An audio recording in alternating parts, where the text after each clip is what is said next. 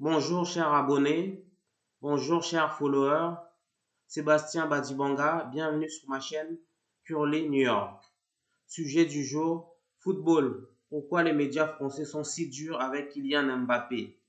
4 matchs sans marquer, ne serait-ce qu'un but, et la France entière s'arrête de tourner.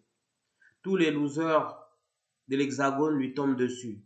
Je cite les propos de Luis Enrique. Mbappé n'est pas Superman lorsqu'il marque 8 buts en 7 matchs. Il n'est pas non plus un loser lorsqu'il marque aucun but en 4 matchs. J'ajouterai, le crack de Bondy n'est pas non plus un robot. Il peut passer à côté d'un match. Il faut vraiment être de mauvaise foi comme Daniel Riolo, pour cracher sur la pépite du football mondial parce qu'il n'est pas en forme à 100% en ce moment. À en croire certains observateurs, le Parisien est devenu un joueur lambda. Certains le comparent à Vinicius et disent qu'il est moins doué que l'attaquant du Real Madrid. Les gars, le leader du PSG n'a plus rien à prouver et vous le savez.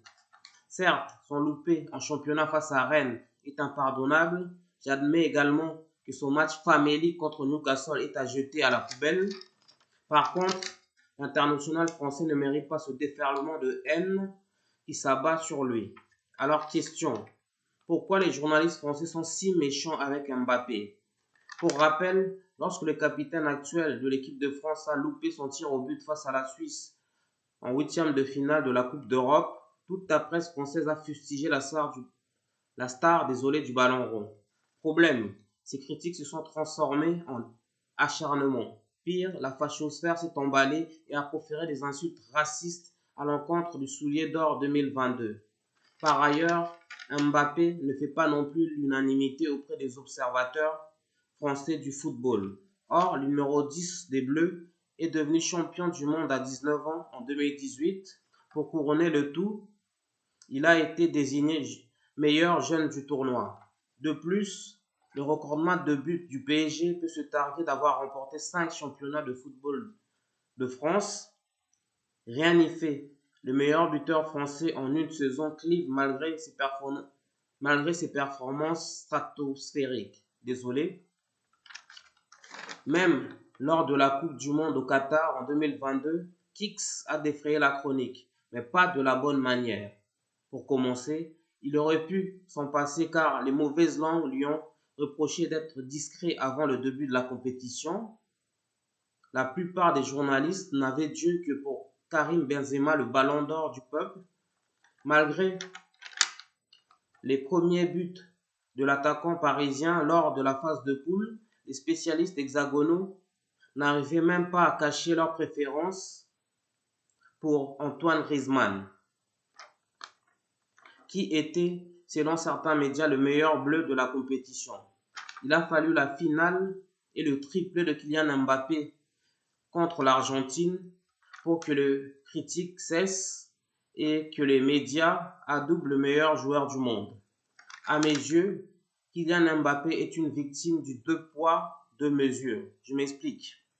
Je trouve que la presse française est trop exigeante, voire dure avec lui. Selon moi, les Français détestent l'excellence, d'où leur acharnement envers Mbappé. En France, on a pris pour habitude de fustiger les modèles, contrairement aux États-Unis. Ici, la réussite extravagante n'est pas louée. Au contraire, plus tu affiches ta réussite, plus tu t'attires les foudres de l'opinion publique. Pour preuve, les Français ont tendance de mettre en exergue Olivier Giroud, considéré par certains comme une légende. Or, il n'a marqué aucun but lors de la Coupe du Monde de 2018. Par ailleurs, Antoine Griezmann est aussi mis en avant au détriment de Kylian Mbappé, qui est un ballon d'or en puissance. Ne me sautez pas dessus, je vous vois venir. Il ne l'a pas encore gagné, je l'admets. Alors, autre question, pourquoi autant de haine? Je ne suis pas parano, j'ai remarqué que les jeunes footballeurs noirs de l'équipe de France sont davantage fustigés que leurs compatriotes blancs. Sincèrement, je trouve que Dembélé et Tchouaméni, par exemple, sont plus remis en cause que Rabiot ou Pavard. Je suis peut-être parano, mais une chose est sûre, ce n'est pas de la mauvaise foi, ce n'est pas non plus de la victimisation. C'est juste mon ressenti. Donc, je souhaite juste que nos semblables soient jugés, non pas à cause de leur couleur, mais par rapport à leur performance sur le terrain. Malgré les critiques, Mbappé a la chance d'être extrêmement doué. En effet, il fait 10 fois plus que les autres. Cela dit, il s'en prend quand même plein la gueule. Imaginez-vous si Mbappé était médiocre. Ce serait un carnage.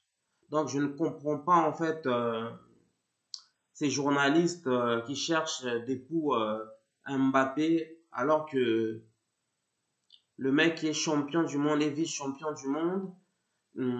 C'est le recordman de buts au PSG. Donc, c'est l'un des 3 meilleurs joueurs au monde. Donc, à lui tout seul, il a porté le PSG pendant au moins 5 saisons. Je pense que c'est un peu lié à sa couleur de peau. Donc, vous le savez, à chaque fois, les joueurs binationaux euh, font gagner l'équipe de France, ils sont français. Et lorsqu'ils font perdre l'équipe de France, on se souvient de leurs origines. Ça ne peut plus durer.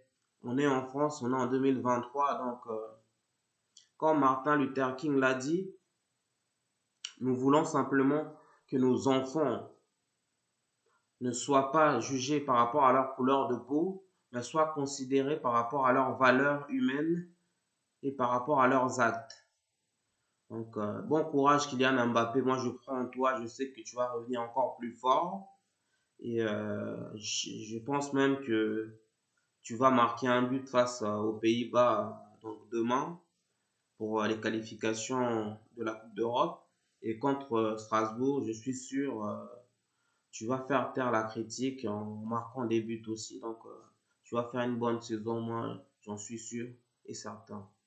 Donc, si vous avez des commentaires, laissez-les à l'espace dédié. Donc, on est là pour rassembler, pas pour diviser. Donc, aux prochains épisodes sur ma chaîne Curly New York. Merci à tous de nous suivre et d'être nombreux à vous abonner. Peace and love. Ciao.